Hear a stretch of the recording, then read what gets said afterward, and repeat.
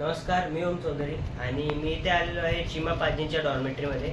माझी SSB आहे जलंधर सेंटरला, SSB सेंटरला, आणि मी इथे आलेलो आहे. 2 दिवस आधीच आलेलो आहे.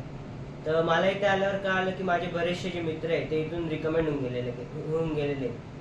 तर चिमा पाजी एक चांगली सर्व्हिस प्रोव्हाइड करतात त्यांच्यासाठी जे SSB सेंटरसाठी आलेले आणि स्पेशली जे आर्थिकदृष्ट्या दुर्बळ आहेत किंवा ज्यांचे वडील किंवा आई नाही आहे, तर त्यांना चिमा पाजी फुकट हे स्टे देत असतात.